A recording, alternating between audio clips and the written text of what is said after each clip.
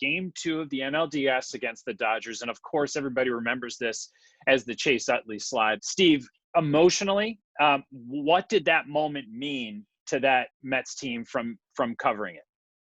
You know, I think that moment in particular galvanized the group again. And I don't know that they needed it. It was a tight-knit group. They had a lot of confidence, but there was a different level of anger, and I've talked about this before, in that clubhouse than I had ever seen previously and I have ever seen since. Michael Kadyr's fist shaking as we interviewed him on camera. You couldn't see that back at home, but it was like an uncontrollable anger. David Wright, who always picks the right things to say and is always pretty much,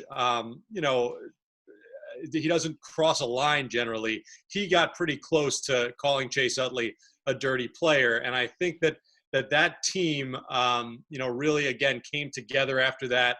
The reaction at Citi Field was crazy when they announced Chase Utley. Certainly when Tejada came out hobbled with the cane. I mean, it was just kind of a crazy emotional thing for that team. And I do think that it helped spur them on in that series.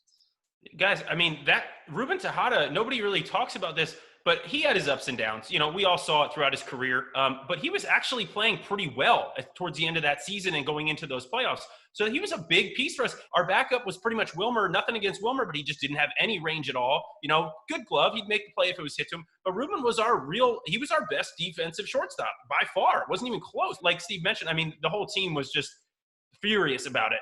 And it really did, if anything, galvanize us, whatever you're going to call it. It gave us that extra energy. You don't need it in the playoffs, but it gave us that extra energy and that extra almost like hatred to go out and play and beat someone. You know, everyone's been watching The Last Dance and Michael Jordan and all this, hatred and how he beats players, the extra motivation. That was extra motivation, big time.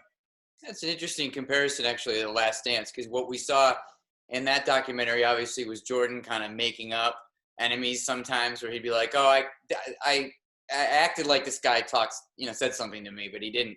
And the Utley thing's different because Ruben did get hurt, but I think it's a fair baseball debate over whether it's a dirty slide. Some people thought it was, some people thought it wasn't. I understand what it was like in the clubhouse, but with hindsight, I guess it was productive for you guys in that it created that common enemy.